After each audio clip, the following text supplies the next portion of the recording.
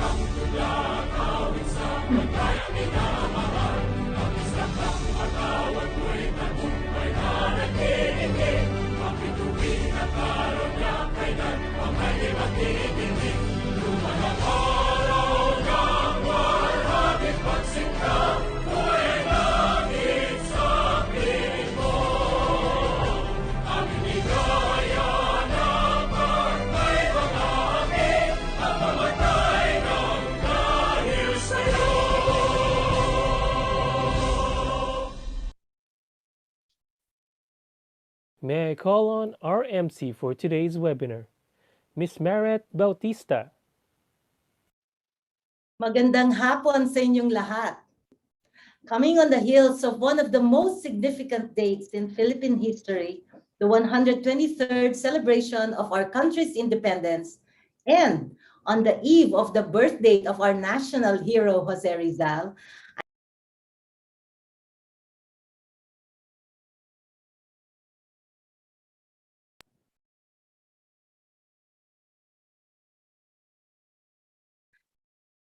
I'll repeat.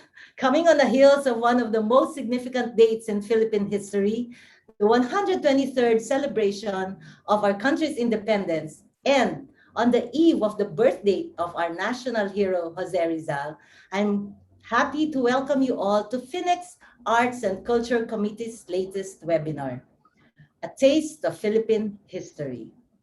I am Maret Foliosco Bautista, your your host for today. I don't know of any universal subject that brings together everyone better than food. This afternoon, we have a wonderful treat ahead of us as our award-winning speaker will feed us interesting nuggets of food trivia and stories within the context of historical events. But before we put the food on the table and have a taste of Philippine culture and culinary history, let us first enjoy one of the Philippine Commonwealth era's greatest hits, a lyrical amuse-bouche, if you will, by one of the country's best sopranos, Miss Ana Begallos, who will serenade us with a timeless and beautiful condiment about unrequited love entitled Pakiusap, written by the father of Kundiman himself, Francisco Santiago. Take it away, Anna.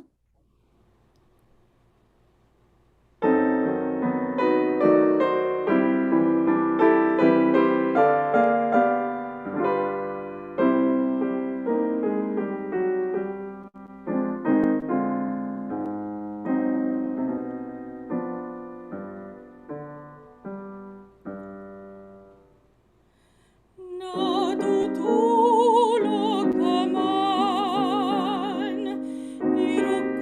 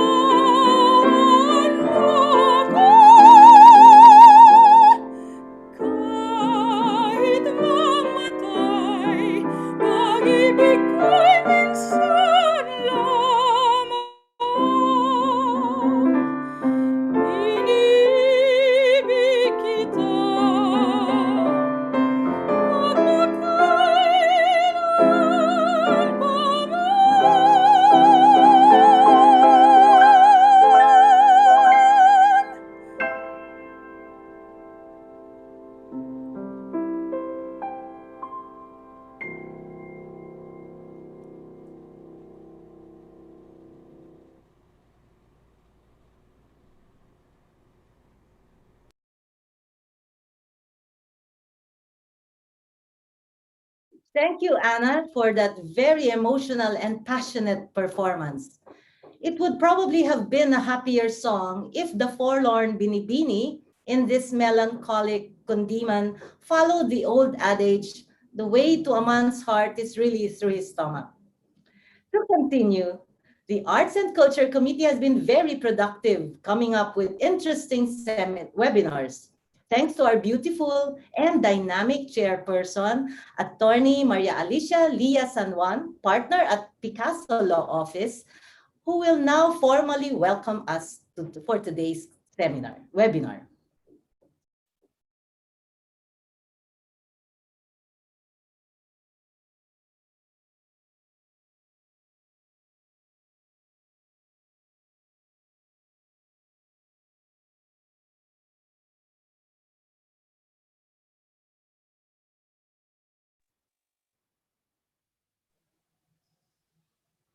My apologies.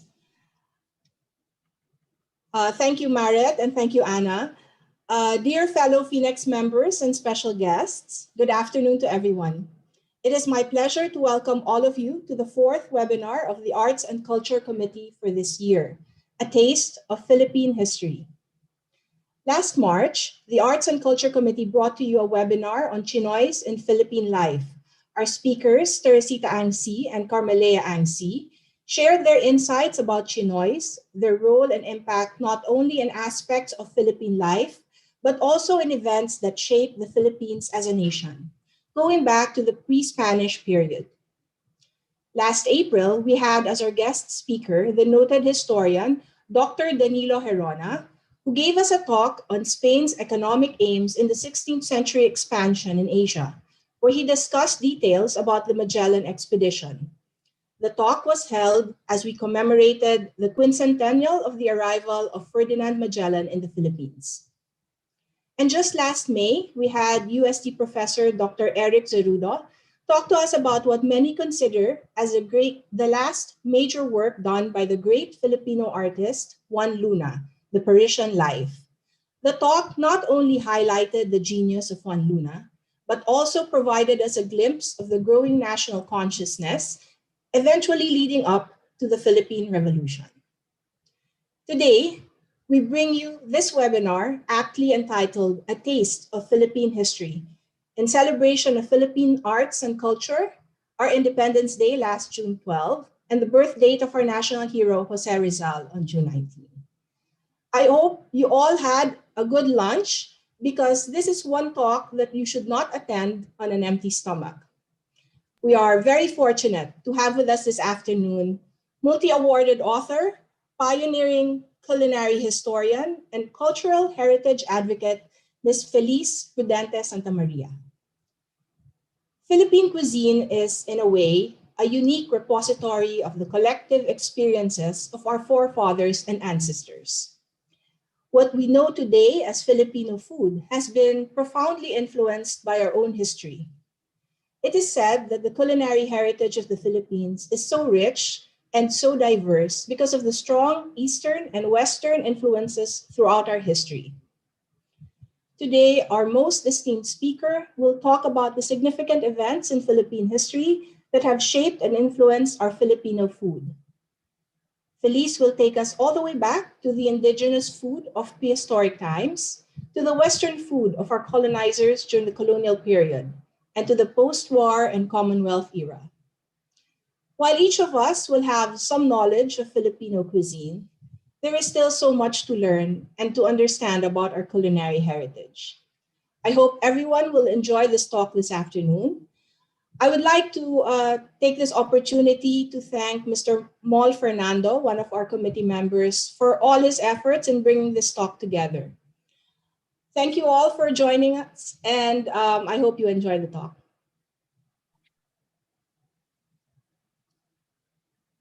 Thank you, Leah. We've had series of teasers prior to the webinar. You must have seen the one about rhino and durian as the diet of our forefathers, or feeding seafarers during the Galleon Trade with vermin. These teasers must have whetted your appetite, yes? Not vermin. But so please feel free to press the chat button and type in your questions anytime.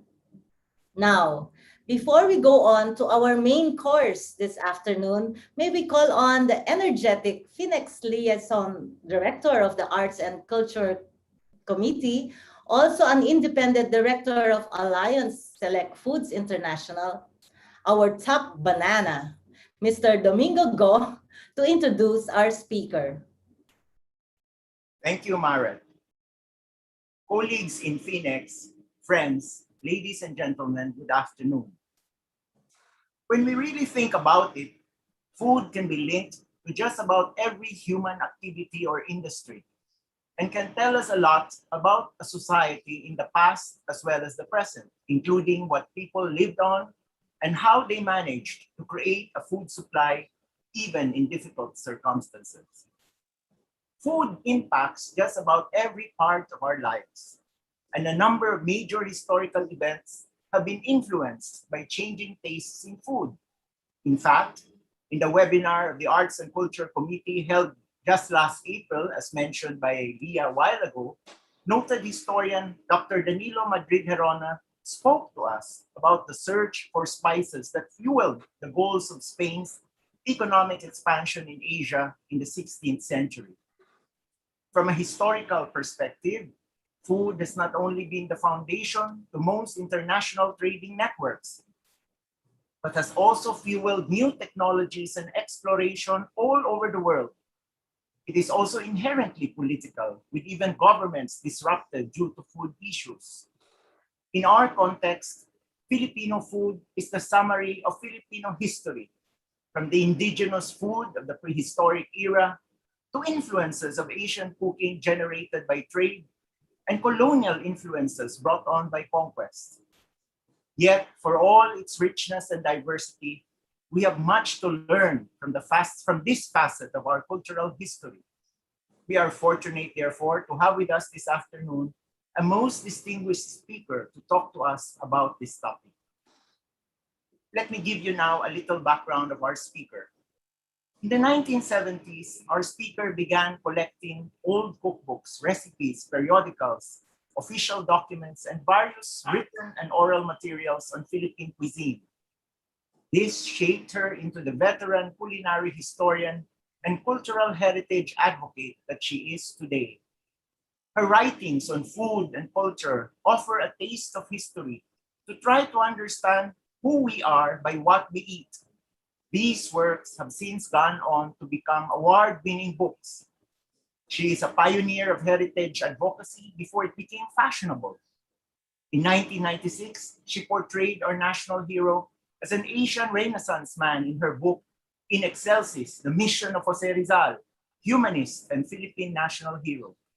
She authored A Cultural Worker's First Manual, Essays in Appreciating the Everyday. Published in 2002, it has since become an invaluable resource for budding cultural workers. In Excelsis was awarded, in fact, the Best Biography and Best Design Book, while First Manual awarded the Best Reference Book by the Manila Critics Circle at their respective National Book Awards. In 2006, she published The Governor General's Kitchen, Culinary Vignettes and Period Recipes, 1521 to 1935, a treasure trove of all things culinary and historical, and one of the most definitive volumes in Filipiniana history. Today, the book garnered second spot at the prestigious Gourmand World Cookbook Awards, the first such accolade bestowed upon a Philippine entry in the food history category. The Foods of Jose Rizal, published in 2013, gives new perspective on Rizal's life with his meals and diets. It was country winner and finalist in the food history category of the Gourmand World Cookbook Awards presented in Paris, while another one, Coconut Champion, Franklin Baker Company of the Philippines, written in 2017, placed second in the corporate history category also from the Gourmand World Cookbook Awards. Just last year, she launched Kain Na, an illustrated guide to Philippine food, which gives essential information on Philippine food and eating habits and is the first illustrated guide to Philippine cuisine. Her most recent tome, Pigofeta's Philippine Picnic, Culinary Encounters During the First Circumnavigation 1519 to 1522, was published just last April by the National Historical Commission for the Philippines' quincentennial celebration of Magellan's voyage. It weaves a story about, with her research, that Ferdinand Magellan was killed because of the food he demanded as tribute. The book also explains the rich history of pre-colonial food in the Philippines as described by Antonio Pigofeta in his diary.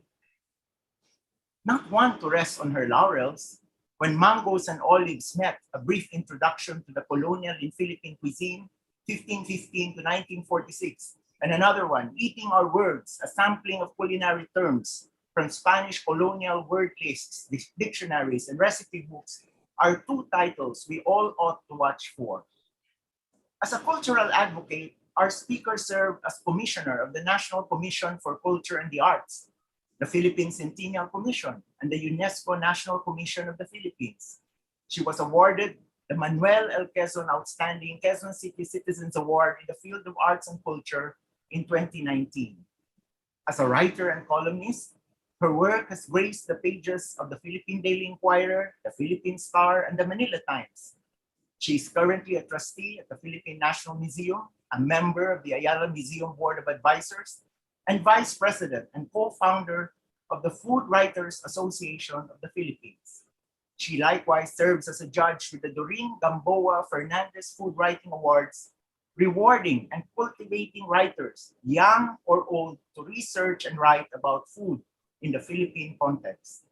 And just last June 11th, in recognition of her valuable contribution to the understanding of Philippine natural and social history and culture, the Ateneo de Manila University announced her selection as the university's Tanglaw ng Lahi Awardee for 2021. Here to enlighten us, therefore, this afternoon about this tasty subject, ladies and gentlemen, is cultural advocate and culinary historian, Ms. Feliz Prudente Santa Maria. We are indeed very honored to have such a multi-awarded speaker with us. Feliz, you have the floor. Thank you. Thank you, Domen, and good afternoon to all of you who are hopefully ready so that we can look forward to a merienda. I prepared the stories, selection of stories specifically for FINEX, for financial executives, and those who probably are engaged in entrepreneurship and business. And because I know that some of the people in attendance today have been following my different lectures, I make sure that I never repeat myself. So I hope everybody will enjoy a taste of history. Could we please get to the first slide? I'm relying on FINEX technology for this. Please, let's just put the title slide. Fantastic, Jam, please, yes. All right, so here we go. And next slide, please.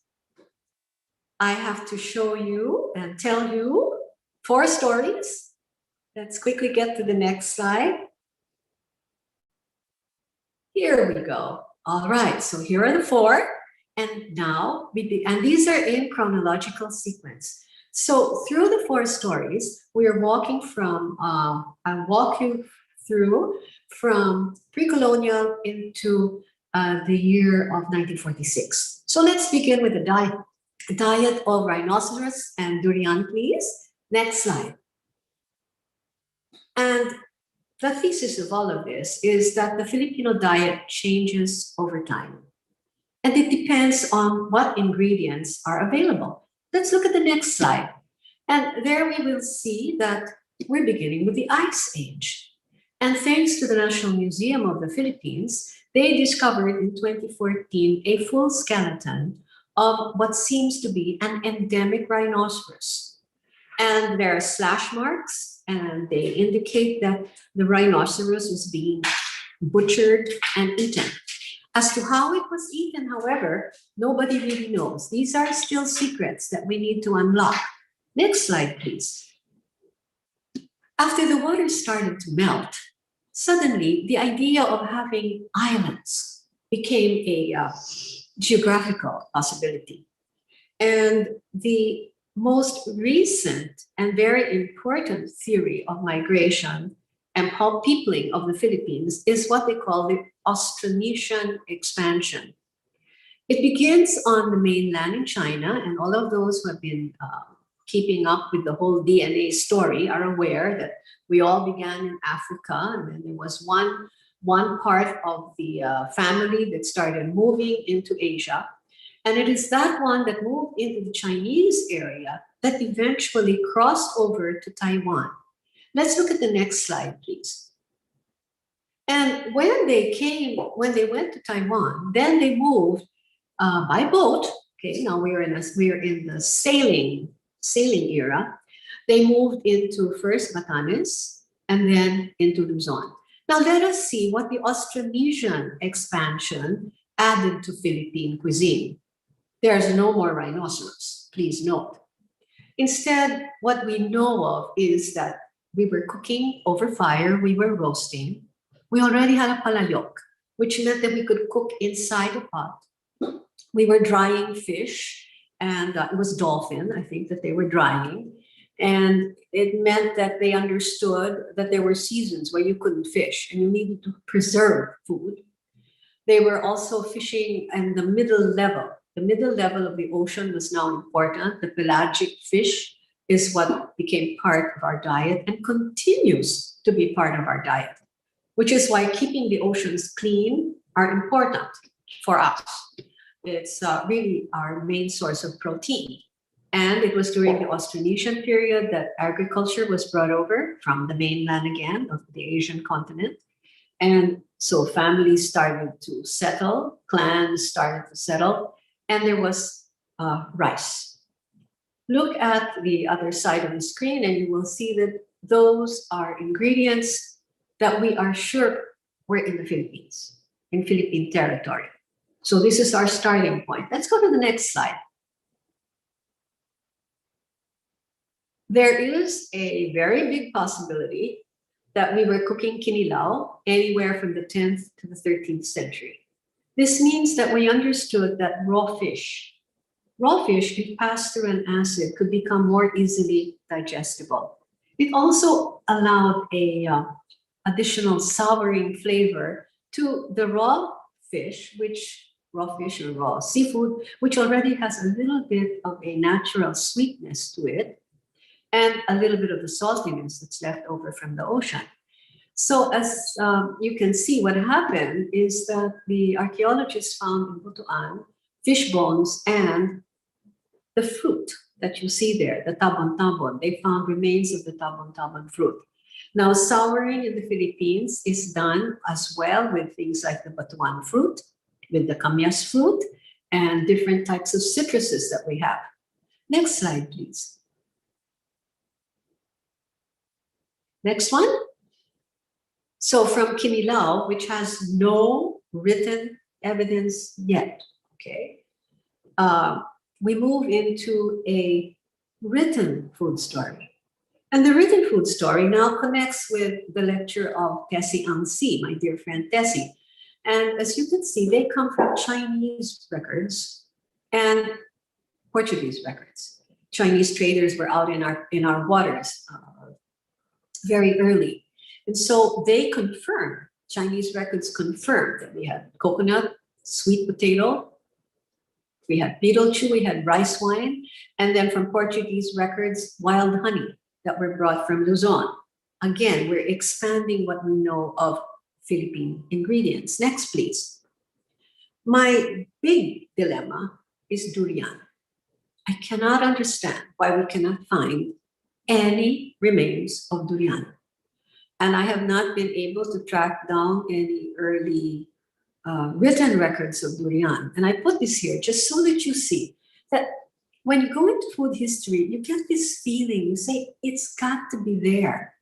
It has to be there because we sense it in non-food stories about the Philippines. Why can't we find the proof? One of my earliest proofs, as you'll notice, is Mindanao, 1686. And that came from the diary of an English pirate. So we study all sorts of things to try to figure out of Philippine food history. Next slide, please. And now we come to my connection with my dear friend Danny Hieronymus' research and the recent book that I published, Pigofeta's Philippine Picnic. And were it not for Pigofeta, we would not yet have this knowledge of the baseline of Philippine food. This is food that is written about for the first time in 1521. Look at what's on the screen. So we had coconut. Pigofeta was absolutely enthralled with the possibilities of what you could do with coconut because he was worried about provisioning. They needed to provision the armada that had run out of food totally. And coconut was a native food that was very versatile and very easy to find.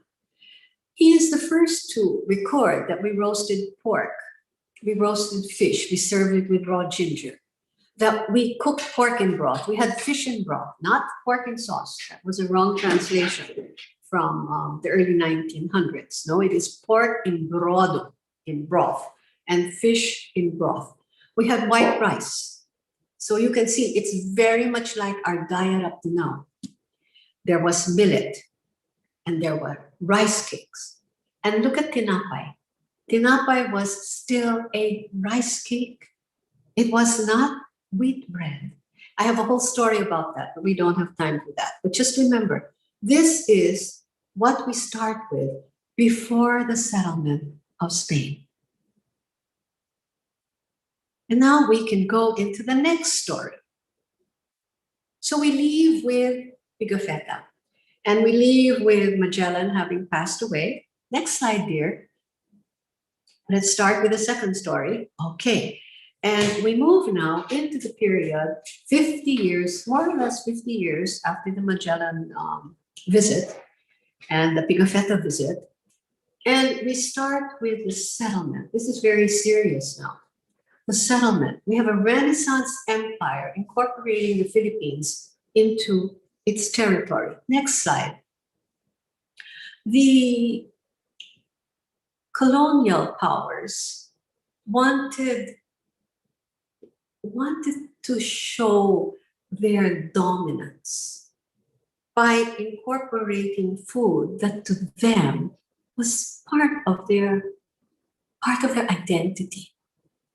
I think, as we all know, the story of cow and beef in Spain goes back way into ancient times. And when they got into the New World, they were horrified because there was no cow. And so very early on, they already brought cows. They brought European cows. They also had to bring European pigs into the New World. They had to bring European wheat into the New World. Grape, the grape botanical. They even grew olives in the New World. Now, when they got to the Philippines, they realized that they had to also bring beef because we didn't have any cow. We had no grape. We had no olives. And we had no wheat. And all of these were important to them, especially the wheat, because the wheat was needed for the Catholic host. Now, when it came to some of the items that wouldn't grow in the Philippines, like they needed olive fruit. They were forever brining olive fruit, and this was being carried on the galleon. They needed this on the galleon to give people appetite after they got seasick. Quince, there was no quince. Membrillo, those of us who've gone to Spain, we know there's membrillo. They had no quince here, so they found a substitute, which is the balimbing. They needed saffron. This is part of their Moorish culinary heritage. They had no saffron, but they found kasubha. So even they were now adjusting to what they found in the Philippines. Next slide, please. This is very important. I haven't really brought this up in other talks. You see, the galleon affected the food system dramatically. Indios, and let's call ourselves Indios, and brave Indios, the Indios Bravos, as Rizal called us. So we Indios now had to feed the Spanish settlers because they refused to farm, plus they weren't really too many. They had to defend themselves.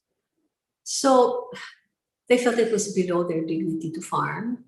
The king, in fairness, invited farmers into the Philippines. He gave them a subsidy. But when they got to the Philippines, the first thing they wanted to do was become part of the galleon trade. It's very hard to farm. So they decided, no, instead we will sit back. We will invest somehow in the galleon trade, and we will just sit back for 10 months and then worry about stocking the galleon, getting it out, get everything on we will try very hard to extend our resources and just buy on credit if something goes wrong with the galleon. But the important thing to remember is that when the galleon trade began, when Spain came and put in its government monopoly, the trade was a government monopoly. The kind of business strategy it had was send out this government-sponsored boat, let it go back and forth, and we take profit from the boat. The Manila Galleon lasted for 246 years. I think those of you in business understand that a business model will very likely not last that long. And sure enough, within 50 years after the galleon trade started, there was a new business model that was starting to compete. Private companies were being, private companies like the British East India Company, the Dutch East India Company, these were now mercantile companies. And I think the crowns were only too happy to allow the merchants themselves to be the ones to handle the risk. And then the governments would take their share of the profit. But what happened here in Spain was it continued to be a government monopoly. So we Indios had to feed the Spaniards, and the areas around Manila, they were the ones that suffered the most. Let's see the next slide. In 1598, just to give you some idea of what it was like during the pioneering years, Indios had to feed the Spanish.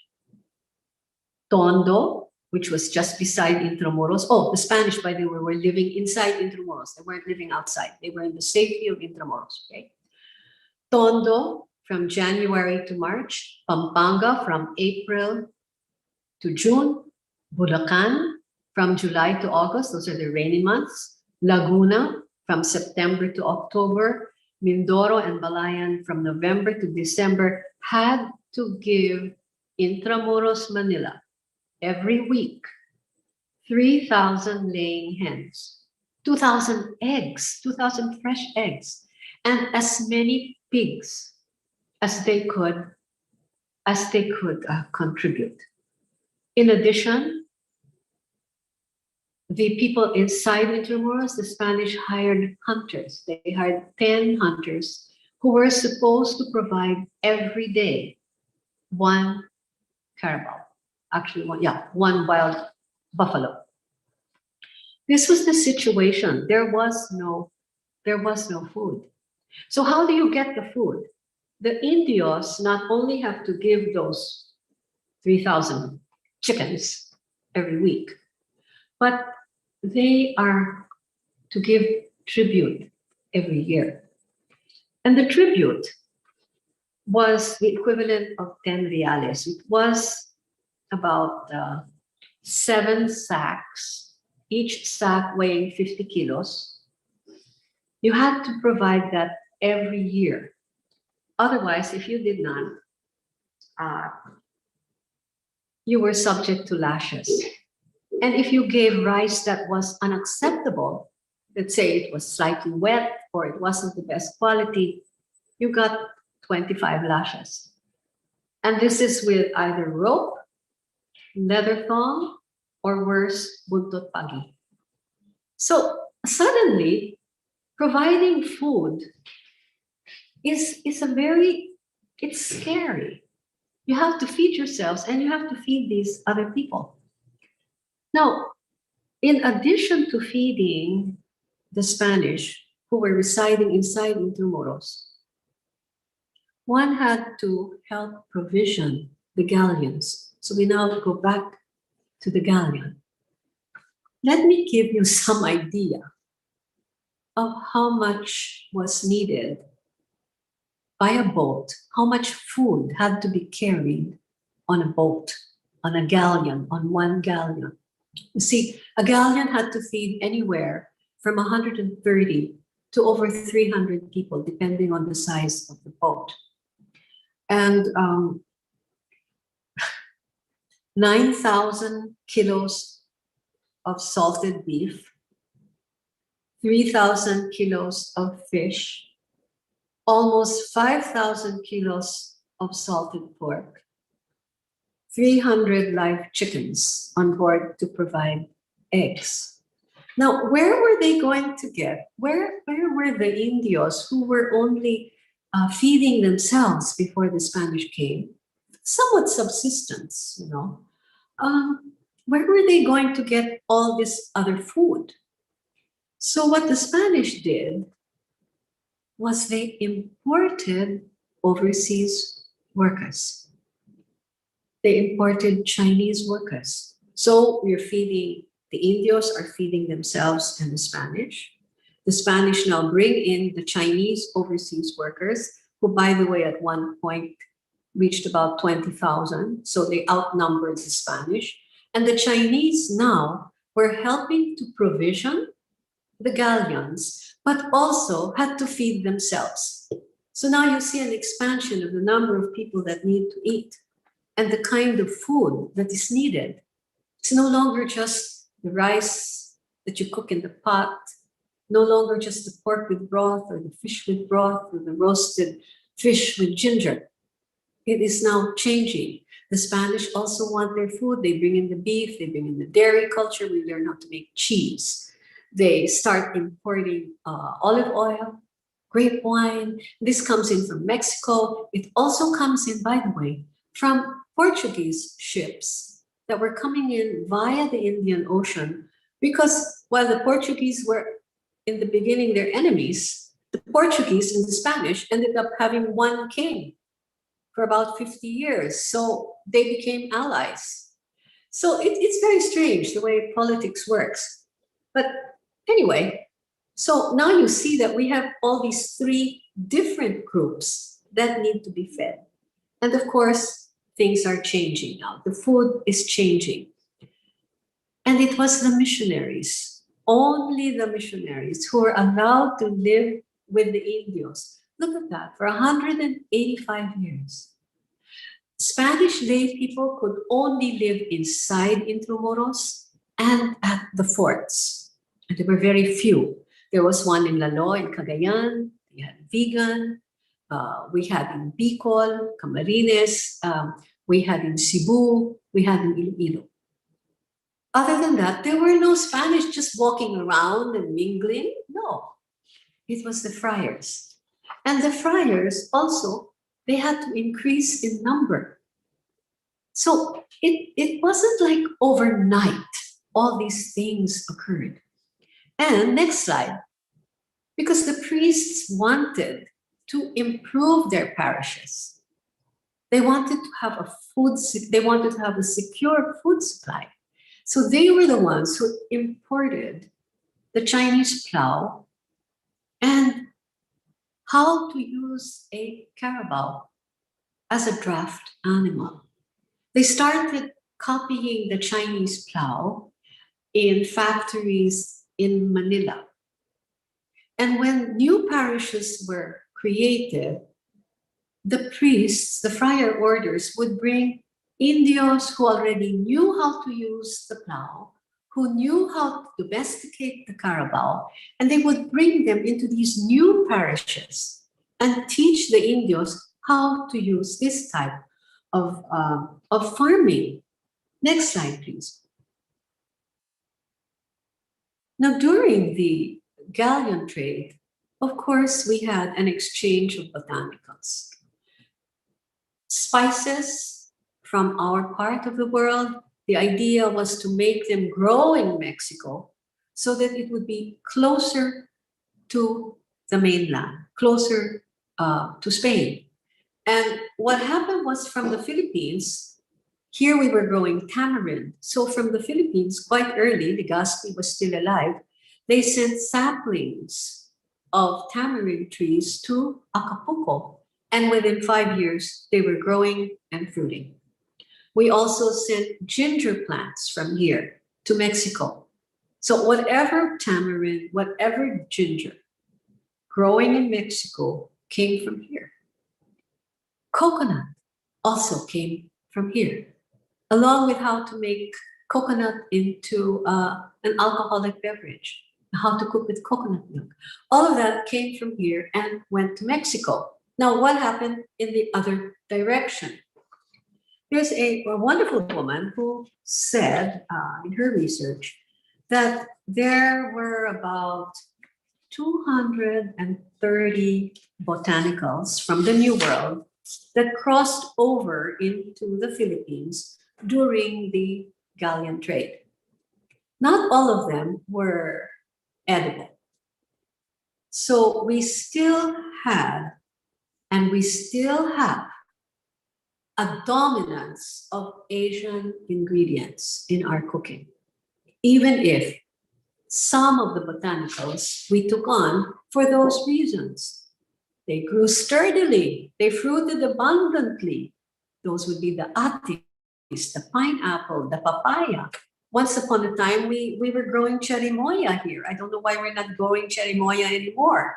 Taiwan now has a very lucrative export of cherimoya fruit. Fruits that in botanicals that were comparatively easy to harvest and process. Those also took root here. For instance, they tried to plant peppercorn to export here in the Philippines. The government said, let's plant peppercorn. But the Indios said, we don't like harvesting peppercorn. Instead, they harvested coffee. They found it easier. So coffee took root. Alternatives to threatened local plants. Corn was one of them. In areas like Cebu, where they don't have a lot of rivers. They don't have the floodplains. So it's not surprising that Cebu doesn't grow rice, unlike Panay Island, for instance, or the Central Plains of Luzon, or even parts of Negros. So instead, corn grew. And then there were lots of root crops, lots of sweet potatoes, lots of yams, and the white potato was also introduced. Let's see the next slide. Some of the other botanicals that had staying power in the Philippines, they included those that complemented the existing ingredients in native dishes. So let's think of 1521. Remember, it said fish with broth. And Pigofeta didn't say the names of the dishes, but very likely we could have already been cooking tinola, also known as tinola. We could have already been cooking sinigang. We could have been cooking sabaw. Now, if you think about sinigang, there's a sourness that characterizes it. You see there a picture of the original tomato that was introduced from Mexico. It was a tiny little red fruit, something like a cherry tomato. The difference, however, was that it registered as sour. And it grew wild. We didn't have to worry about cultivating it. Filipinos at the time were not used to cultivating vegetables. They were used to just picking whatever was around them. There was this abundance in the low forest. There was this abundance in the around the beaches and the mangroves.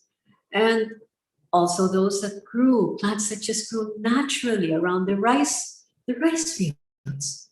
So it was very easy to get tomato to mingle into existing Filipino food. What else was easy to introduce? Sibuyas, the Western type or European type of onion, supplementing favorite taste and texture. Remember that tomato is very rich in umami. What we had locally that's very rich in umami is coconut milk. Coconut milk is amazing. It really adds a deliciousness. It has the chemistry that is needed for the umami. Now, supplementing taste and flavor, what else did we have? Well, the textures of calabasa and singkamas, the tastes of peanut, and the coloring of achuete. Filipinos fell in love with achuete to the point that Spanish was saying that they use achuete for everything in this colony, not just for cooking foods in a pot, but they even use it for roasting. Doesn't that sound like some of the foods we're still eating today? Anato colored chicken, for instance, and brightening piquancy. Piquancy was originally provided by garlic, by shallots, and by different kinds of ginger. But in came chili pepper.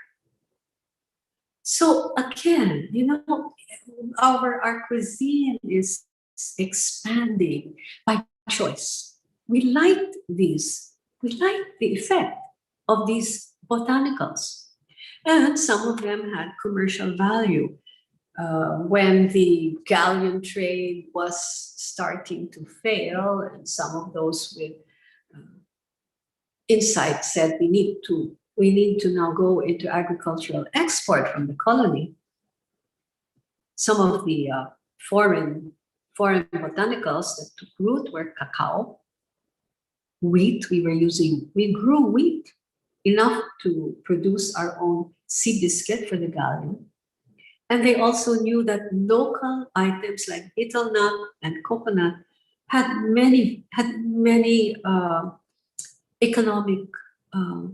great economic value. Let's look at the next slide. So you see, we had an expansion of ingredients. Like I had said in the very first slide, Filipino cooking depends on what ingredients are available. So we've expanded our ingredients to include some of those from the New World. And we were also including some from China because we had all the Chinese coming in as overseas workers and eventually creating a Filipino, Chinese and Indio mestizo class. So we had light cheese, we had Chinese citrus, Chinese oranges. All of these were coming into the Philippines. Even Chinese garlic was coming in. Now let's look at the culinary techniques. Remember, we had roasting, very basic roasting, and we had cooking in a pot.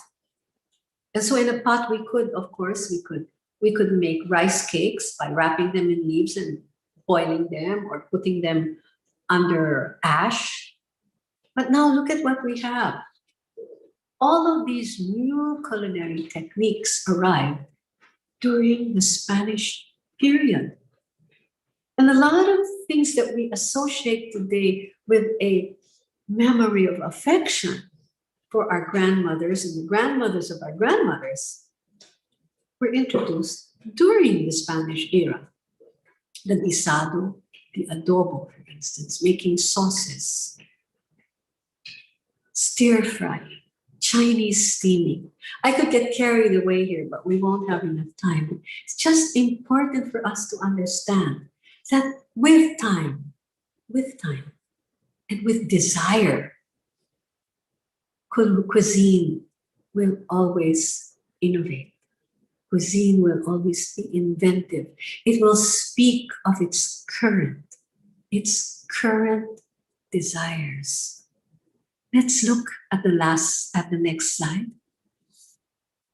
In summary, real quickly, during the Spanish era, although it was a hardship post, travel was high risk, the boats could crash, the crops could fail. And as I had said earlier, when a galleon didn't arrive, there were times when 4 years straight in a row, there was no galleon. You can imagine how bankrupt the Filipinos were. The Spanish were. They were living on credit. And the credit came from where? From the Chinese. The Chinese who were supplying all those provisions for the galleon and weren't getting paid. The Chinese who were giving them baked bread and were not getting paid. The Chinese who were feeding the Spanish soldiers who were stranded in Manila, still waiting for their boat home to Mexico. All of these people were living on credit. So clearly, the Galleon model, the Galleon business model, there was something very wrong with it. Next slide, please. I do want to emphasize that nobody told us what of colonial cooking or what of Chinese cooking to incorporate into Filipino cuisine. Nobody forced us. So that's why there must have been something about the convenience, about the taste. Otherwise, why would we incorporate them? The only food choices that were controlled by the colonizer were those of the Catholic Church, fasting and abstinence, for instance. And for feasting, the Spanish in particular, because of their Jewish and Moorish occupations, they promoted pork eating to show that you were Christian. And it was no problem in the Philippines because eating pork was part of our pagan rituals. So a lot of these things just slid. A lot of the Catholic practices, like fasting, abstinence, and eating pork, it was very easy for them to Catholicize what we were already doing as pagans. So again, we end this second story about a business model that really wasn't working very well. Granting for the first 50 years, you could earn 300% profit. But after that, it became very complicated and profits started to wane. But nobody forced us to eat all these wonderful foods that started to be introduced by the Galleon Trade. So let's see what happened after the Galleon Trade. Now, the Galleon Trade ended. Next slide, please. The Galleon Trade ended because the Mexicans declared independence. So, in fact, one of our galleons the last galleon had left the Philippines in 1811. And when it got to Acapulco, it could not unload its cargo because Acapulco had already been occupied by the independence soldiers. And anyway, you can see that Spain was shocked that suddenly there was no more galleon trade. And so, in a way, maybe it was good. They were forced to change their business model. And instead of it taking as long as 2 years to get here from Spain, because first 1 year across the Pacific Ocean, you had to wait for the weather to be good. To cross the Atlantic Ocean, you needed the weather of the Atlantic Ocean to be favorable to sailing to Mexico, and then you had to wait again. And then you had to have the weather favorable for crossing the Pacific Ocean to get to the Philippines. Now, instead, it would only take you maybe 3 months via Africa during good weather. And this time, we were now linked directly to Spain. So let's see what happened. already by the 17th, next slide, please.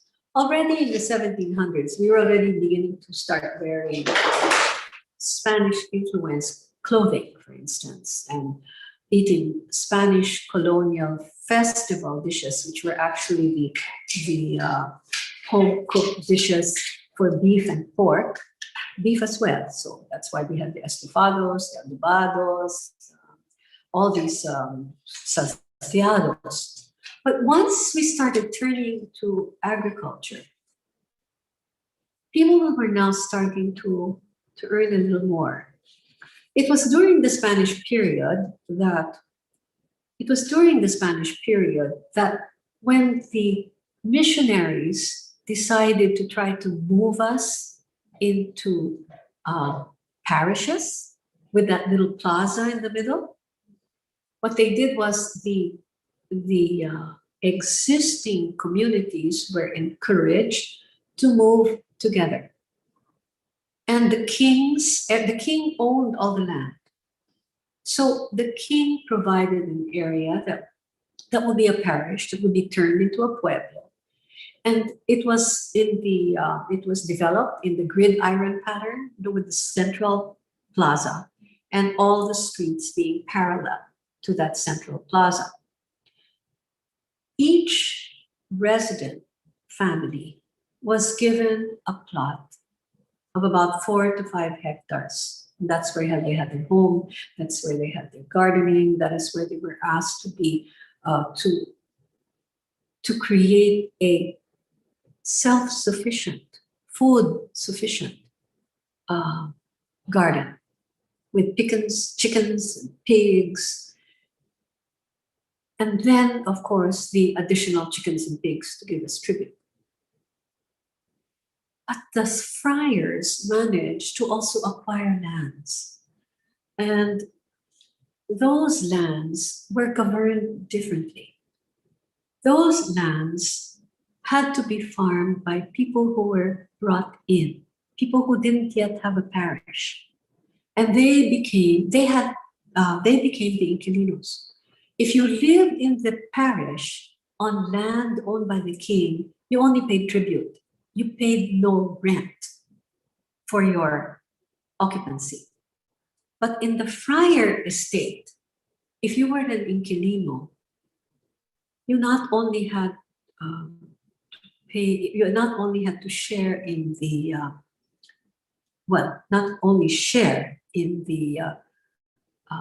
harvest, but you had to pay rent. You had to pay rent for living in that area, and in effect paid rent as well for the areas that you were farming. This became the dilemma of Rizal's family later on. Rizal didn't own his land. The family didn't own the land. They were inquilinos of the Dominican order. So now we have 2 systems, but they're all geared to agricultural export. Next slide. It became apparent finally to Spain that they couldn't live with just the Spanish, relying on just the Spanish to handle the trade. And so finally they opened the Philippines. You know, I'm simplifying this history for us all, but they opened the Philippines to free trade. So finally, there were Britishers who came. There were Americans who came. There were Germans who came. They all started saying, well, maybe there is revenue to be made, profit to be made in the colony of the Philippines. As a result of that, we started to expand the market for imported products.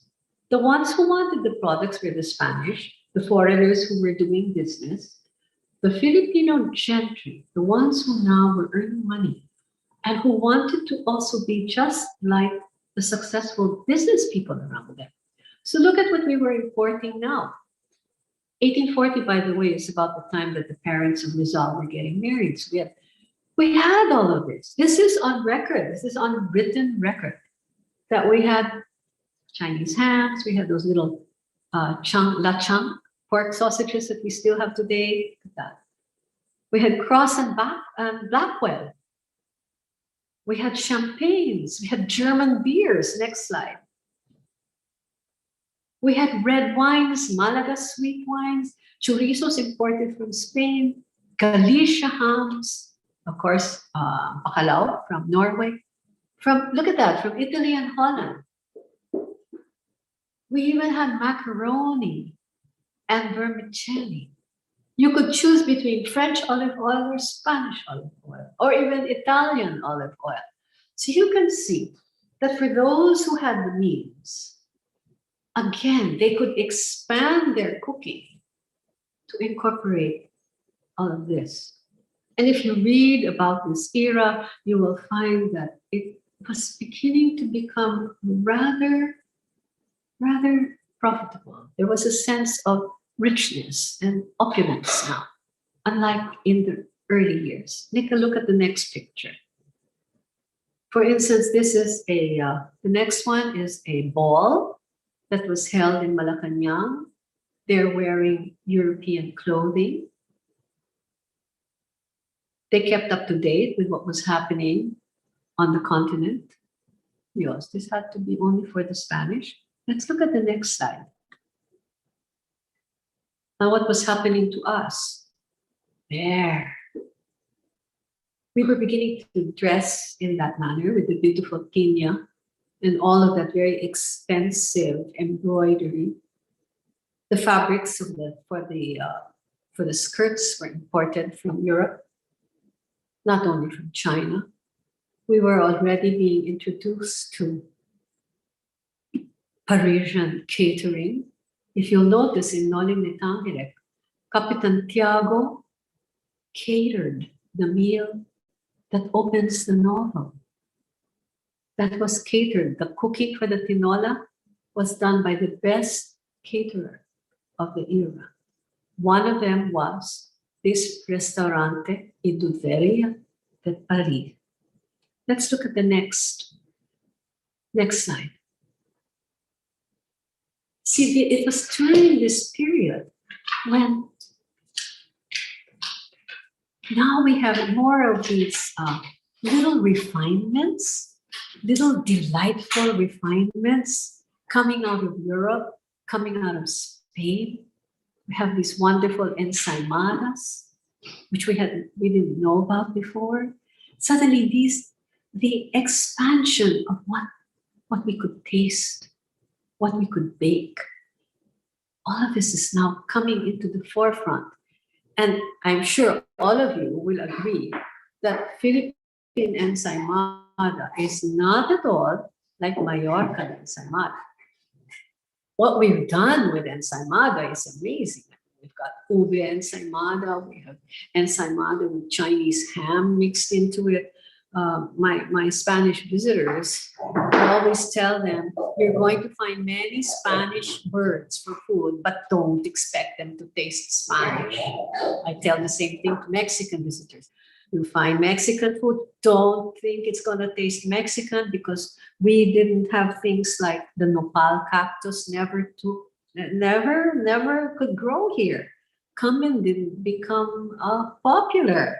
We don't have poblano peppers. So don't expect Mexican sounding food like pepian and mole to taste Mexican because the Mexican ingredients are not growing locally. Same thing with some of the Spanish foods. The ingredients just won't grow here. And then creative Filipinos will take a Spanish ensaimada and make it our own. Next slide, please. By this period, these are the foods that were defining who the Filipino is. We were defining ourselves to ourselves because these are the foods we liked. These are the foods we grew up with. And these are the foods when we were overseas that we were also looking for. All of the foods that I'm writing about now and showing you, all these foods came from written records of Jose Rizal. Relleno, adobo, estofado. These were fed to him at home Look at that. Walnuts in Ateneo. Sopas, biscuits. Sopas was not soup. Sopas was a term for anything that could sop up chocolate in a cup. So it could be biscuits. They were imported biscuits. It could be the natives. What we did was we used saba, cooked saba. We used that to sop up the chocolate in a cup. We also used roasted kamote. So again, we had different types of sopases. We had the urban refined sopas and we had the rural refined sopas. But it was because we all loved the chocolate. Chocolate was the first caffeine in the Filipino diet. Let's look at the next slide. Here we go. Look at this. When Rizal and his friends, the Lunas, got together for Mardi Gras in Madrid, they wanted to have rice, fried fish, boiled chicken, pork adobo, and they bought a roasted piglet. And then they complained and they said, we forgot the sinigang. So you can see already this is what Filipinos like to eat. And it is a combination of pre-colonial and colonial food. Up to now, that is still the way we are. Pancit came during the Spanish period. It became very popular because it was a convenience food and it was cheap. The panciteros would go to where the market was. They would stay outside the cigar making factories where there were thousands of women employed. And the women would buy the pancit for their lunch. Look at that, Blumentritt. Do you remember Ferdinand Blumentritt? The friend of Jose Rizal, who lived in Limeritz, that was at the time part of the Austro-Hungarian Empire. Well, when Rizal went to visit Blumentritt for the first time, he was so surprised. Blumentritt served him Filipino food, or what Blumentritt had already come to assume to be popular Filipino dishes: adobo, lechon, lumpia, pancit, kare-kare, paella. He considered these dishes to be Filipino food, as we still do today. Down the list, and again, you will see other foods that Rizal liked. Imagine, terrines of foie gras. Next slide. Here, I put this in. Rizal was a guest of the mother-in-law of Juan Luna, the ill-fated mother-in-law of Luna. I think Eric Cerudo talked about Luna and his family life in their last FINEX lecture. So Dona Juliana Goricho married a Pardo de Tavera. She was from Cavite, very landed family. And look at the Filipino foods, or look at the foods in her recipe journals. She has handwritten recipes. These are the oldest recipes representing Philippine diaspora cooking. Look at all that. That is already Filipino food, 1880s. Next slide. Here we see, just before the outbreak of the revolution, La Campana. Now La Campana is providing these wonderful, wonderful delights like turon, straight from Spain. They are making all sorts of Spanish type delights that before were not available. This is the era of the pasteleria, the dulceria. So you can see that this is no longer just the cooking in the pot, the making the lechon for the fiesta. No, this goes beyond home cooking. This goes beyond what the missionary knew to be what his mother cooked. Here we have a different kind of Spanish food. And this is also because of the opening of the Suez Canal in 1869 and the invention of steamships. So now in steamships, you had your, pardon, my dogs are here and I can't send them away. So you'll hear some barking and some growling. Okay. But the ships now, the steamships, have individual cabins. They have first-class food, whereas the galleons had no cabins. They had no kitchens. They had no dining rooms, and they had no bathrooms. So the world has changed. Next slide. And this, if you read Rizal's No Limitangere, this is part of the very important show of refinement. Having those little silver pineapples on the table and filling them with those, look at those. I never believed that the toothpicks could be that elaborate until I saw these drawings of toothpicks, and they're far more than that, from Cebu in the mid-1800s. Those were what people carved and put into those toothpick holders. That is what Capitan Tiago could get because he was the provider of the food for the prisoners. So he had access to people who were making these toothpicks. And I think a silver toothpick container went for, 250,000 pesos in the last auction. But these are signs of the Filipino, the Indio refinement. Next slide. And we end the Spanish period with this.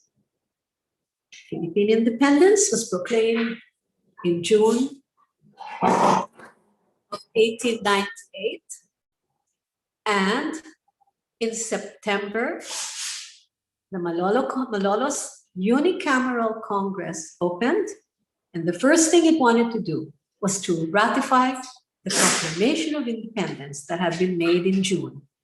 And they had a special lunch to which foreign delegates and the media were invited, and they continued into the dinner. There is one extant copy of a menu card. It is in the Museo de Oro in Cagayan de Oro, part of Xavier University. When closed, it looks like a flat. When open, you see liberty, equality, fraternity, and the menu itself. Next slide, please.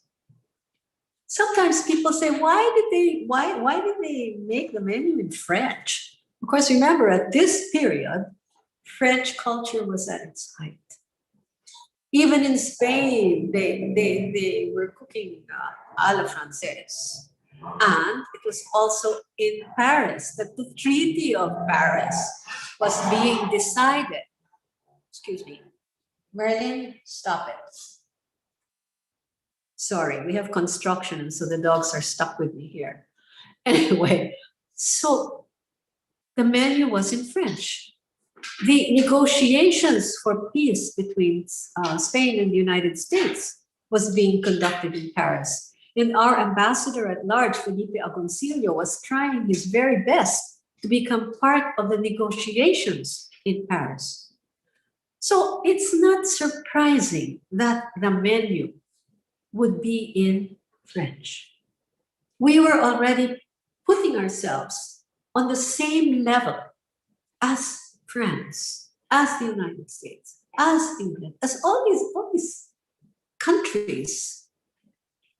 Look at what we did. We had known French foods like salmon and hollandaise sauce. We had lamb cutlets that were baked in paper. We had cold ham. We had Chateaubriand steak. And then we had Philippinized dishes like chicken giblets in the Tagalog manner, turkey with truffles, Manila style, croquettes, Philippine style, chicken sausage of the Republic. All of this integrated into the menus of that ratification celebration. And the food was cooked by Filipinos. Supervising this was Emilio Gonzalez, who had been cooking for for royalty, for visiting dukes, visiting princes, those who visited the family, the Arnedo family in Sulipan. They were cooking with wine. They were cooking the best of Filipino sinigang, as well as the best of cooking that introduced the use of French wine in the cooking. They had a pastry chef. And the pastry chef was also there. He was also cooking for the Arnedos, Juan Padilla. He was also like Emilio Gonzalez. He was also Kapampangan. But these were men who had brought Philippine alta culinaria, as Jean Gonzalez calls it, alta culinaria, to really very high heights on an equal level. You would not be embarrassed. These two men could serve the Cambodian prince, and you would not be embarrassed. So this was that type of a menu. Next slide. So during this period, the Philippine Republic was already using what we call today soft culture in its political strategy for international recognition. So food was now playing a role. It was not just feeding our physicality. It was not just part of religion. It was not just part of provisioning the galleon.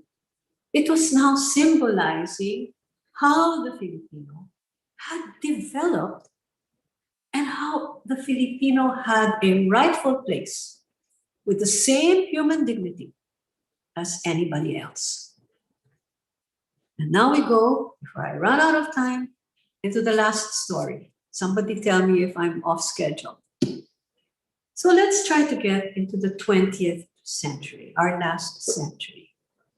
What was included and what is important to remember is that suddenly public health was added to a consideration when eating. It just so happened that when the United States became the colonial ruler, all sorts of modern innovations, all sorts of modern inventions were now coming to the forefront, which is why we had refrigeration. And that was very important. There was new agricultural science, and so the kinds of tomatoes, for instance, that we had now incorporated things like the large tomatoes, the ponderosa tomatoes that we didn't have before. The white onions now incorporated things like the Bermuda onion, which we didn't have before. But let's move forward. I'm sure you've read that slide already. And one of the most important developments during the US period was the introduction of domestic science or home economics. And it was really meant, even in the United States, to empower women. And when they introduced home economics into the Philippines, the American teachers said, you know, in Asia, it's the Filipino woman who really has power. She doesn't walk behind her man. She holds the purse strings. She conducts business. If home economics can be really put to good use in the Philippines, we are going to have some of the best women in the world, powerful women. And at that time, it was also eventually moved into the whole idea of women's voting. And it was a network of women who were in home economics and who were sufragistas, who became extremely important in creating public opinion. It's very important also to note that the textbook of every girl in home economics became her first recipe book. She never had a recipe book before. And suddenly she had a recipe book. And it incorporated some of the provincial dishes that she may not have heard about because she came from another province. And it incorporated everything from Spanish estofado, the idea of Filipinized Spanish adobo, into things like baking a birthday cake. All of this in the textbook. So again, you can see that there is an expansion into what is Filipino cooking. Let's go into the next slide. If there was a golden age in gentry cooking after the Suez Canal opened and during the period of Rizal, there was an extension of that golden age during the American period. There was a treaty called the Underwood-Simpson Tariff Treaty. That's my Rottweiler. And the treaty made the trade between the United States and the Philippine Islands tax-free. As a result, so many American canned goods started coming into the Philippines, especially after the First World War. So the Americans found the Philippines a good market for their canned goods. And it was people like Miriam Hedrick who demonstrated how to use these different canned goods. And they were even showing how to use the canned goods in not only the European, the Western cooking, but how you could use these canned goods in Filipino style. So they became very, very popular. Let's look at the next slide. And what helped these brands was that there was radio and cinema already. By 1938, which is the Commonwealth era, I have to consult my notes, there were 35,000 radio receivers in the Philippines. And there were about 200,000 radio listeners. So if you had a food brand, the way to go was really through radio. This company, this Henato Foods, that was established, by the way, in 1840 and continued business into the American period, they would have this radio show. And every week they had a radio show. And I remember there was one where they said, you've got to tune in this Thursday because we're going to have a real Italian chef giving you a real Italian recipe. Doesn't that sort of translate to today's golden age of cooking in the Philippines? The golden age here was led by homemakers. The golden age now has been led by restaurant chefs and by graduates of the culinary schools. So again, we see that once the ingredients are available and Filipinos like them, our food is going to change. Look at the next slides. There, let's look at the next one. See, these are just some of the things that were coming in. We were getting flooded. The market was getting flooded. Next slide. To the point, the market was getting flooded, next slide, by foreign imported foods that the Philippines had to find a strategy, a business strategy to compete. Could we see the next slide, please? The next image. So the Philippines came up with this idea of economic protectionism in the 1930s. They really had to do something because look at this. In 1932, over 3 million pesos annually was being spent to import vegetables. Over 4 million pesos was being spent for milk. Over 1,500,000 was spent on fresh eggs. We had to import fresh eggs.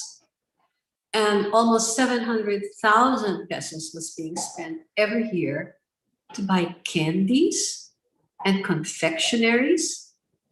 Now, clearly, this was a problem for the incoming Philippine Republic.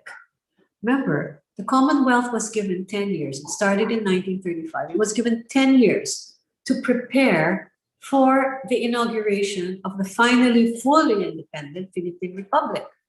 And the people behind the Commonwealth said, we have to watch our foreign currency reserves.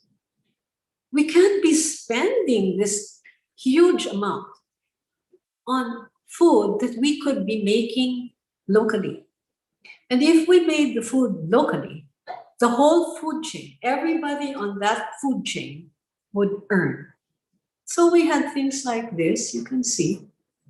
We had locally made sodas using water from Los Baños, and we even opened a match factory. Let's look at the next slide. So we had Corico and Star Margarine, which solved the problem of importing so much lard from China, which we had been doing since the Renaissance.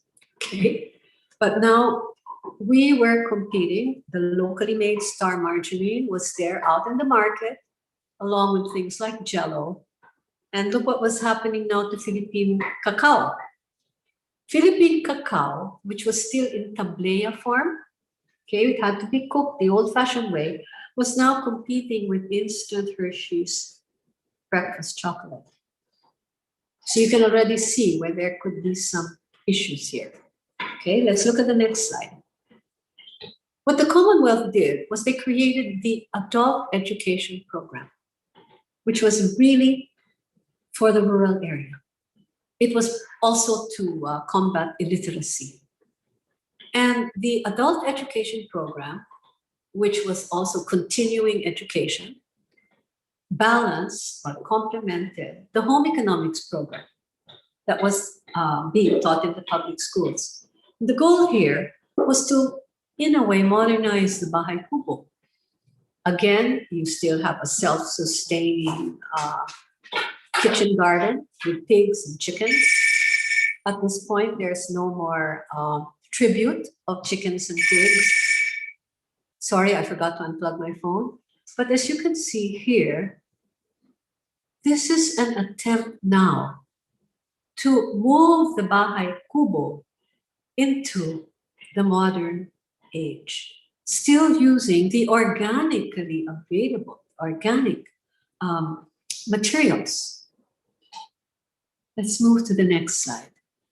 Also, what was being done, thanks to Siriaco Tuasan, people who could not afford an imported Electrolux range or a GE appliance could now buy a locally made stove that had a built-in oven. Because baking was the big thing. Everybody wanted to bake the delights of not only the panaderia, but the dulceria. Remember the delights that were from the period of Rizal. Next. And this was also the time, next slide please, when we have now the Manila Hotel coming in. And this was the modern hotel. So again, the idea of what do we want our food to become was being influenced by that. And yet at the same time, we had Banahaw Restaurant, which was serving Filipino food. This was part of the Economic Protectionism Network, Banahaw. And its waiters, if you had them cater your meal, your Filipino meal, the waiters came in native attire. Camisa chinos and those nice little barongs. So you can see the importance of the soft culture again of wearing Filipino outfits, serving Filipino food side by side with what places like the Manila Hotel were introducing as colonial, aspirational, new culture. Next slide. What was the unexpected fly in the ointment, as they say, was that the Commonwealth government knew that a war was on its way. If you go through the weekly newspapers of the entire Commonwealth era up to the approach of World War II, you will see that the leaders knew we had to prepare. So the canning that was being done, first canning that was being done in the Philippines, was important not only to rival the imported canned goods, but to provide food for the soldiers and to provide emergency supplies for the civilians and for the hospitals, for people who they knew that we needed to be able to survive during wartime. And we fortunately had, this is a credit to the American period, and this is sometimes overlooked, the importance of science and applied science was really promoted during the American period. And we have people like Maria Orosa coming back from the United States, where she studied and even worked in Washington State as a food scientist, coming home and preparing for war, making high-protein soy powder, which in fact she smuggled into the University of Santo Tomas for the prisoners of war, and which she smuggled into the areas of the guerrilla resistance. Then we have people like Manuel Zamora, who invented the tiki-tiki. And again, all of this is because there was now a real interest in becoming a food scientist. We really, up to now, we need this because it's a whole new era where we need food scientists. Let's move to the next slide. Here, as I had mentioned, the importance of canned goods was so important. Even if you want to have community pantries, and you want to have fresh food, like in the gardens of the rural homes, sometimes you need food that is preserved. You just want it to be preserved and healthy. And so the canned goods, look at this, in the 1930s, they already had canned pork adobo. They had canned afritada. All of these things. Santol in syrup was the big thing then. Mango cheeks in syrup. So again, we were using the foods we liked, that we had come to like, a combination of foods from all these different eras. We had made them our own, and we were now packaging them for the new functions, wartime supplies. Next slide, please. So as we come to the conclusion, I hope you could see that Filipinos seem to like new fashion, including the food.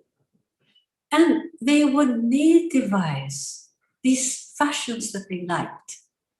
And as these new fashions became nativized, they became so popular and they started appearing side by side. So you would have a birthday cake served, at the same time you would have a bibingka served, and then you have the earlier, suman. You could have all these three cakes during a birthday party, as we still do today. That is the Filipino approach to cuisine. It's very creative. It's very international, but at the same time, strongly Filipinized. Next slide, please. The four stories, I think, have been able to give some sort of a chronology to the way our food has evolved, granting that I've had to shorten a lot of history. But I'd like to give a little postscript. while it is true that our Philippine cuisine, it allures us, it provides us comfort. We have our favorite foods. That's the taste buds, the affection, mother's affection, the lugaw, for instance, when we're sick. Is there anything ennobling about Filipino food? Is there anything that will make us feel that we are worthy because of our food? Let's look at the next slide. In my food research, I go through Spanish colonial dictionaries from the earliest to the latest in different languages. I'm doing a sampling. And I pull out words related to Filipino food, page by page.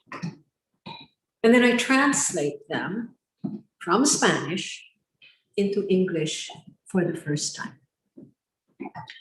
I've been looking for a Filipino word for hospitality. And I came across this one, naya-naya. Doesn't that look like hospitality to you? To entertain and serve others. That's being hospitable, isn't it? The thing with this Visayan word is it adds another dimension. That by serving other people, by feeding other people, we who do the serving, we who do the cooking, we who give the food, we become happy. So the goal of the Filipino meal, it seems, is happiness for everyone in that entire food chain. If we want to expand this addition of happiness. Let's go to the next slide. If one performs naya-naya, if one feeds others in the hope that they become happy, and in the process, we become happy, what happens to that we? Well, me, the person. I become happy. I become good-humored. I become friendly. And I actually become calm about it. I'm at peace with the world. I'm at peace with people. I've been helping people. I've been giving them beautiful feelings. And in the process, I've given myself a taste of beauty too, through being hospitable. Let's look at the next slide. You see, naya-nayaon connects, as far as I'm concerned, maybe you will agree, naya-nayaon connects to a Tagalog word, tagimtim. Tagimtim, in its old meaning, means the refreshing coolness that comes, internal coolness, refreshment of a cooling type, because one has performed an act of kindness, or one has listened to a spiritual reading, or one has read a spiritual work. So it is through our feeding that we are awakening our personal pakikipagkapwa, our being able to deal with people heart to heart, person to person. And it is that ability to use food to awaken our inner self that makes us indeed ennobled and worthy. By feeding others, the Filipino feeds the Filipino national identity. Next slide. And with that, I hope you will just remember that there is history in every dish and the story in every bite.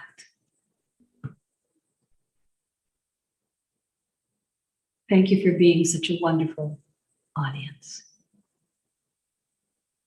Thank you very much, Feliz Santa Maria, for awakening us through the treasure trove of food stories. which were both culturally enriching and mind nourishing. Now we know that food is not just part of culture, rather, it defines culture. You certainly left us with a lot of food for thought. I can already see you writing another book on food trends that emerged during the pandemic. You know, like the ube pandesal, sushi bake, decadent burnt Basque cheesecake. Anyway, now, in case your craving or curiosity was not fully satisfied, here for our postres is the ever charming and articulate Miss Malu Cristobal, the chair of multinational bank Hi, Malu. Investment Bank Corporation, who will help us digest through your questions in our Q&A portion with Feliz Santa Maria. Thank you. It's Thank you, available- Marit, and thank you, Feliz, for that very enthralling journey that didn't just cover centuries, it actually covered millenniums. So you said you were going to give us a taste of Philippine history. You didn't give us a taste. Hindi siya tikim. You gave us a full spread, a veritable feast Thank from you. where we've emerged fully satisfied. That very rich history, that having been presented, a lot of people say, however, that Filipino cuisine hasn't quite achieved international acceptance. And there are a lot of oft-repeated criticisms about Filipino food. And let me just ask a few of them, and I'd like to hear your thoughts about them. The first is that Filipino food is not visually appealing, that we eat with our nose and our eyes first before we do with our mouth. And Filipino food is very brown, whether it's kare-kare, whether it's adobo, it's visually not attractive. Do you agree with that observation? Yes and no. There are other foods in other countries that are also monochromatic. They're either all green or they're all red. They're all brown. They're all white. So it's true that there is a problem, but think about it, Filipino food is not all brown. Huh? And with our wonderful chefs today who are preparing Filipino food for a specific market. Mhm. Remember, this is different. When you're talking about food for an international market in a restaurant setting, of course, you have to either plate it a certain way or you have to You stylize it. style it. Yes, it has to be styled. Look at the food trucks. The food trucks also, they take Filipino food, they take Filipino breakfast, but they do it in such a way that it's convenient.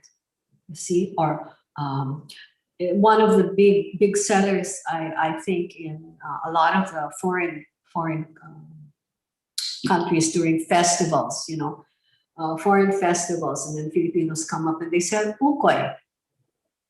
And so again, they make sure that the ukoy has a little bit of color in it from, from vegetables and things, and then they make sure that you don't slurp it in the vinegar. So there are adjustments. I think what's important for us to understand is that Filipino food is no longer just brown. Okay, that's good to hear. Let's take a note of that. We need to realize that it is not it's not just brown anymore. That's It's a many colors. misconception. Okay. Yeah, it's many Let me get colors. on to the second criticism, and that Filipino food is not healthy. That we fry a lot, that we use sodium liberally, and the Right. trend towards healthy living seems to suggest that Filipino food will not cut it. Your take, is it valid? You're correct. You are correct. And but we're not alone. Okay, those of us who believe that Filipino food has to now move into the 21st century. Okay, remember, it's been moving. Yes. We've been very successful. You're talking It's been about the moving. evolution of Filipino food. So it's been evolving. So now it has to evolve from a sense of the old nutrition, where they actually recommended for children to eat fat. Yes. And they actually asked children to put Karo syrup on top of the bread. Because if Okay? you're slim, They you're thought considered that was malnourished. good. Yeah, that was then. And they wanted the children to be fat. Remember, babies have to be fat. Okay. But that's the old nutrition. The new nutrition is where indeed we are trying to shift even to plant-based food. Okay. And I do my best to support some of our initiatives in plant-based food. So yes, the more of us, okay, now this is the thing, the more of us who make these demands, then the market is going to have to shift. What is important is that our food scientists, and we have wonderful food scientists and your businesses. That's why I'm here for FINEX, because I know that many of you are in businesses. Please look into this precisely, this new food that we need is going to need backing like before. We didn't have canned goods. You So need somebody had research. to You need come out. more work put into it. So again, now we need that. Those of you who are with food companies, please help us move into this. Those of you who are in food packaging, I couldn't believe it. Remember, 1/3 of the ocean's pollution is Filipino-derived plastic. Yes. We have polluted 30% of the total plastic pollution. So again, the initiative must come from us. The innovativeness. Yes. Can I move on to the third criticism? The third criticism is that Filipino food has no distinct identity. There is no prominent or distinguishing character or element.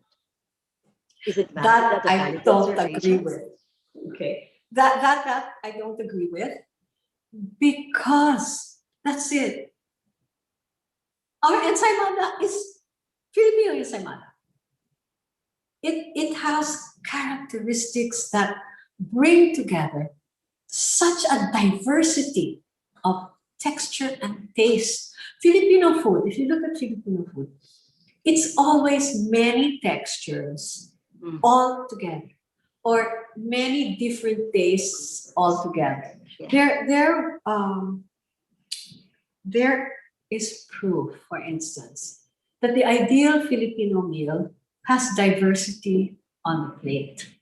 Okay. Felice, I will interrupt you. Yeah. And let me ask a corollary question. Yes. So why is Filipino food underrated? Who is underrating it? Maybe us. And I will ask a follow-up question there. Why do we seem to apologize for Filipino food? Go to a home and the housewife will say, pasensya na, I'll serve you lutong bahay. And lutong bahay is meant to refer to Filipino food. So if you tie those observations together, will we get the answer? I think it's a two-pronged situation. I think partly because one, we tend to be, I remember when I was brought up, we were always told to be very humble. Even our charity is anonymous. Okay, so there's this built, I don't know, some other families may be different. But for old-fashioned families like us, you have to be humble. And if you go through the old dictionaries, you will find out that they're in Pampanga, in Tagalog. It's like, oh, welcome to my little home. Yes. Okay? My humble abode. My humble abode. But you see, it doesn't just exist here. Is it an Asian? You find that an Asian elsewhere, it's also like that. You know, it's also like that. I hope you will enjoy my home cooking. This is all we have. We didn't expect it. Yes. This is the best that we found in the market today. You know, I think that there is this sense of humility. That is one. And maybe we need to temper the humility. That's one. Okay, that's one issue. We should be a bit proud. Yes, we are you proud. balance humility with pride. My daughter. Yes. Cooked it by herself, you know? or this was grown. You know, the eggplant here was grown by my plantita. Okay, so it's now a matter of we ourselves saying, but we promote ourselves. See, we need a shift. We have to start our with ourselves. Yeah, we ourselves must make this shift. It's like that Manolos menu. I remember when in the 70s, 80s, okay, in the 80s, people were saying, why didn't they make it in Tagalog? Why did they make it in French? Okay, there was that. Then there was also a French patayo. Okay. Like the cuisine that you presented earlier, which was in French. Yeah, you know, like a French patayo. Okay. But if you look at the function of the menu, it was to bring us up to that international standard. Yes. So if we now interpret that menu as I have explained it, then it's not a French tayo. It's not, why isn't it in Tagalog? Okay? It's because now we realize, we as the leadership realize this is how we fight with our identity. We ourselves, we accept the strength of our identity. The strength that we can handle our problems. The strength that we have all this excellence, all this nobility. May we never forget them. And let us come from that perspective. We're not colonized anymore. That's right. Yes. Why should we apologize?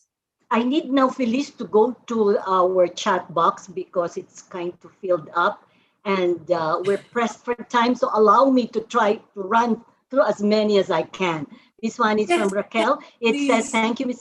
Santa Maria. When you presented the period of the Galleon Trade, when the Indians had to provide the ingredients to the Spaniards who were in Intramuros, what was the dynamic in the cooking of these ingredients to conform to the palates of the Spaniards or who did the cooking?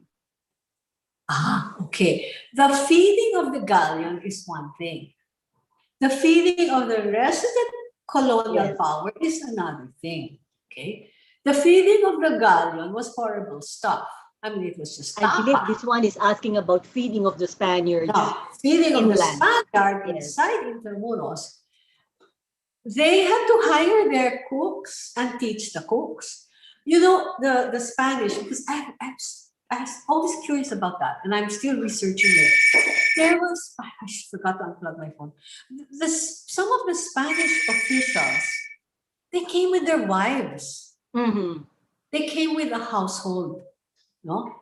And so these wives were very brave women, and we still have found no diaries written by these very brave women, were the ones who would have to indoctrinate the locals who would help them. The locals could be Indio cooks or Chinese cooks. So that was done. And by the late 1700s, and very much so into the 1800s, you know that the Spanish were already eating Filipinized food. So the Spaniards sort of adapted in some ways. Yes, as I had mentioned, instead of saffron, they used kasubhak. Yes. They were mixing, and I've never tried this. Maybe one of you can try it. Maybe it will make a great cocktail. They were mixing coconut tuba with grape wine from Spain. Mm-hmm. I don't know how it tasted. That was fusion. Exactly. They were also serving sangria at some point. Yes. But you kind of wonder, how did it taste? And in my next book, I'm bringing this out. There was a point where the women were described, Spanish women were described as wearing Western Spanish clothes when they go out, right? And then serving Spanish food at the table. But when they are by themselves at home, what do? They wear native clothing because it's far more comfortable. That's right, because it's tropical, yeah. Okay? climate. no corsets, none of the crinolines, and they were eating with their hands. They had come to discover the joy. Actually, we don't, that's another thing. We do not eat with our hands. Because also plumbing wasn't quite developed, and it was difficult to run water anyway. So But remember, washing your utensils wasn't so easy. we eat with our fingers. Think about it. We don't scoop up like that. Yes, yes. There's an etiquette. There's an etiquette of even making a little And did rice we ball. only eat and with you our right hand? Well, that Because is Muslim. Yes, that's the ideal. Mhm. Although we tend to be right-handed. Okay. okay, let me move to the next question. And this is from Raymond. Did the Americans also change the bahay kubo structure to remove the pigsty or the chicken coop in the silong? Silong is under the... Underneath, yes. They moved it to the back part of the garden. Mhm. In the picture I showed you, the Americans were very fond of how-to. And so how-to was how to make Mhm. a sanitary garden. So towards the back of your lot, you have the bathroom, the toilet facility. Yes, the outhouse. The outhouse, and then you had your pigs and you had your chickens. That was at the back of your garden. The pigs were under the toilet. Feasting. Not exactly. Not anymore. Not anymore. Because of the cholera. So they were teaching how to make. See, we were getting rid of that. Phyllis, I will just tell the attendees that we will be extending by so many minutes because this interesting conversation, we have a few more questions and I'd like very much to be able to read them and get you to answer them. But it will mean maybe getting another 5 or 10 minutes of their time, but I'm sure they will not mind. So let's get right back to our conversation. Sorry, I interrupted you. So go anyway, ahead. as you can see, during the American period, they decided, remember I mentioned that health and sanitation became the fulcrum. Actually, health and sanitation became the fulcrum for food. It became the fulcrum for everything that the government did. Americans introduced the sewage system and... Yes, and they introduced the central market. You see? And while there were ice plants during the Spanish period, it's during the American period that there were more ice plants so that you could have ice boxes at home and your food wouldn't go rancid right away. There were many things, all science. And as an aside, weren't there the rich Filipinos who were depositing their mink or sable or fur coats in the ice plants? That's right. Because otherwise they'll shed. No? Yes. But the thing is, all of these ice plants, I have the figures of all of that. The ice plants were suddenly all over the place. And because the idea was for every province to have an ice plant somewhere in its major city.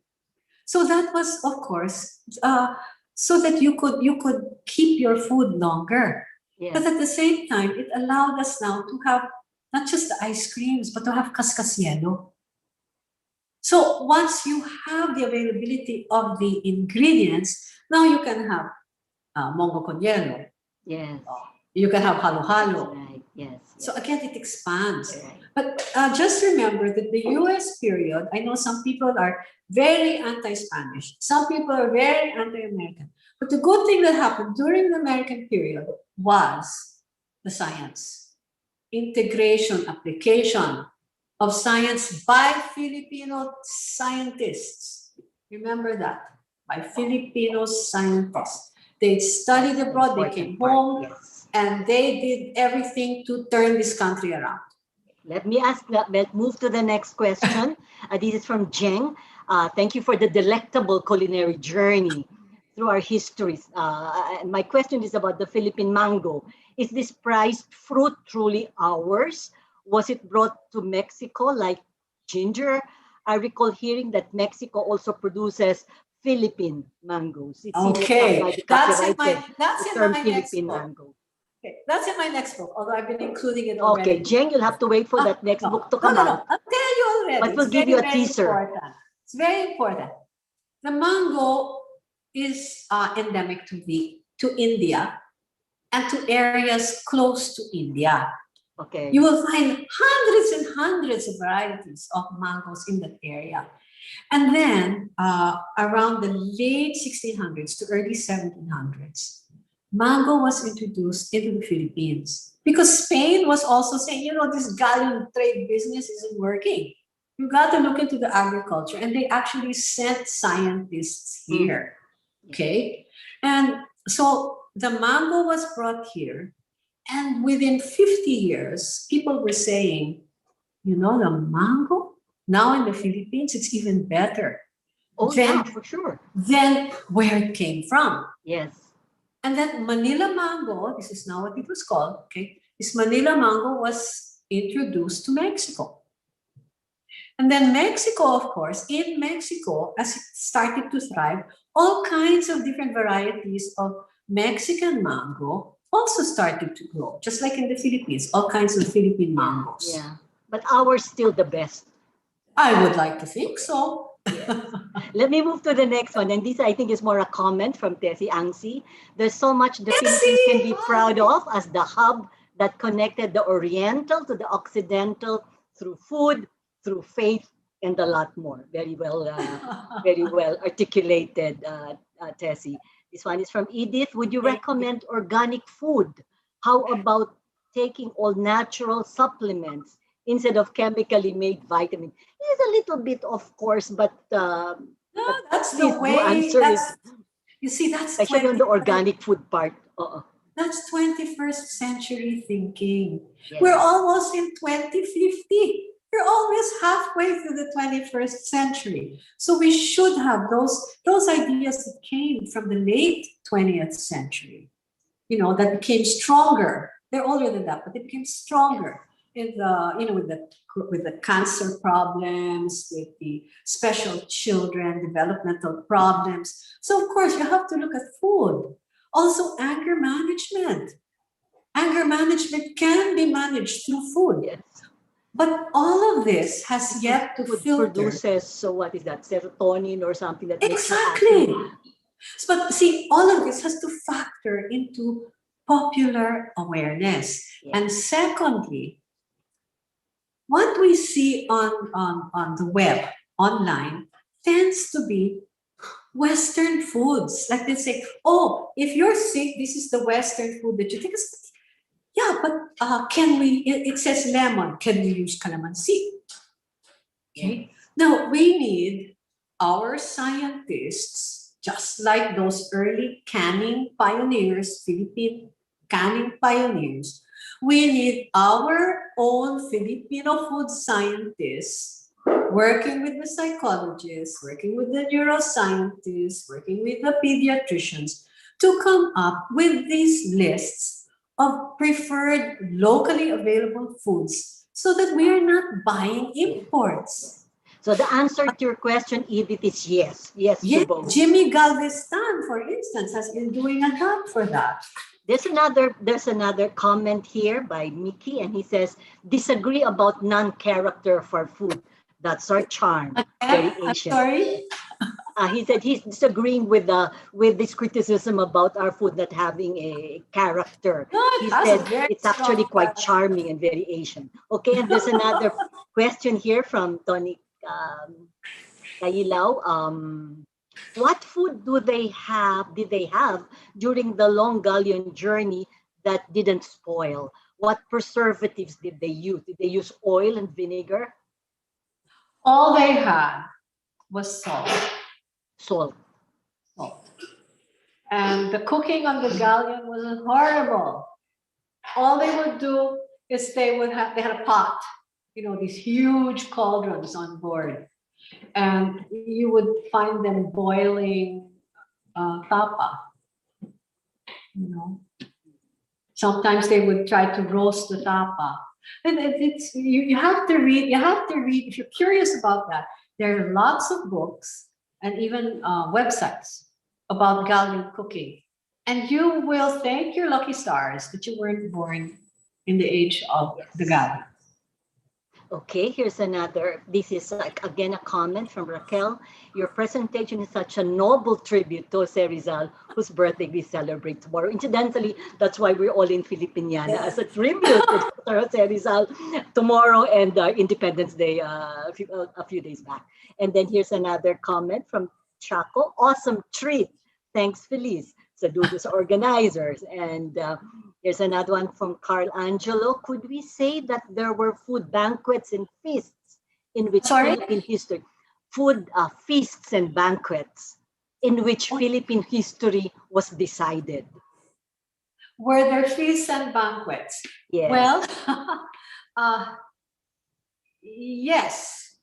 The Pigofeta's Pigofeta's picnic, for instance, Pigofeta's Philippine picnic, 1521, shows a banquet after Magellan died. After Magellan died, the remaining crew were invited to a banquet by Raja Humabon. And Raja Humabon said, you know, all the gold jewelry that I was having made for the King of Spain, and they all knew about that. They said, well, the jewelry is ready. So why don't you pick up the jewelry already before you leave? Now they were about to leave. And then the new head of the fleet said, yes, and maybe we can ask Raja Humabon for some guides because we don't know how to get from here to Indonesia. We don't know how to get from Cebu to the Spice Islands. So maybe he could give us some pilots, some guides. So almost 50% or more of the remaining crew and the new leaders of the crew went to the banquet, and they were all killed because Humabon and company, I think they were just so sick and tired of them. They just wanted to get rid of them. And one way to get rid of them, and also to be sure that they would not, because they were worried that the Spanish would try to kill them also in retaliation for having killed Magellan. Mm-hmm. So yes, that is one kind of a banquet where definitely Philippine history was determined. Finally, they got rid of them. They left Cebu. I think on that note, there are a few more questions, but we've already gone over time. Clearly, Feliz, this is not a 2-hour foray into a Philippine food history. Maybe another couple of hours would have given us the luxury of really digging deeper into it. But let me thank you. But very, very quickly, Maret and Doming mentioned that you're a you have published quite a number of books. We just want to flash 3 or 4 of them that are still in print. And just to tell the attendees that these are books that you can still get. We can maybe send the same names to you so that you can order them from the publisher. So there's a book on Rizal and on culinary vignettes, and this one. I think this is the more recent one, Kain Na. But they're all still in print, so do find time to check them out. If you're interested, do ask the secretariat to send you the publisher's details. And this is the Instagram account of Feliz. She posts quite a bit on food history. I'm sorry, Feliz, I needed to rush you in answering your questions. We would have had a lot. Well, thank you very much. So let me bring Maret back. Thank you, Feliz. Thank you very much, Malu and Feliz, for expertly sorting through the buffet of questions from the audience, despite the time constraint. Finally, may we call on our indefatigable FINEX President and Senior Partner at Accra Law, Attorney Francis Lim, for the closing remarks.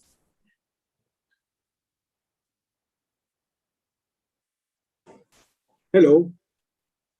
Hello. Hello. You're good, Francis. Okay. Thank you, Barrett. Thank you very much, Feliz, for that wonderful talk. as one of the participants have commented, he gave us an awesome treat this afternoon. It seems that we still have so much to learn about and appreciate about our Philippine culture, and more so about the culinary history of our country. How interesting it is to note that the adobo that we have for lunch or for dinner was somehow descended from the our ancestors rhinoceros. And that high protein sauce, I didn't know this, high protein soy powder was invented by Maria Orosa. Or that there are more fitting pasteria than the Dunkin' Donuts that we are used to. Thank you again, Felice, for that very, very enlightening talk. I think this is one of the few webinars that we extended, and that just goes to show how interested the audience and participants were. Congratulations again to the high-performing Arts and Culture Committee led by its chair, Leah San Juan, and Liaison Director Domingo, for another successful webinar. Thank you too to Maret for being our Master of Ceremonies this afternoon, and of course to our Malu for again ably moderating the session. Before I close, I'd like to thank all our participants in Zoom and for all who are watching via the live stream in Facebook and YouTube. We hope to see you again in our future events. Good afternoon to one and all. Thank you very much, Attorney Lim. I hope that every one of you have savored our webinar this afternoon. Mabuhay ang Pilipino. Kain na. Thank you. Salamat. Bye, everybody. Thank you, Bye-bye. Felice. Thank you Thank so you, much. Felice. Bye. Thank you, Felice.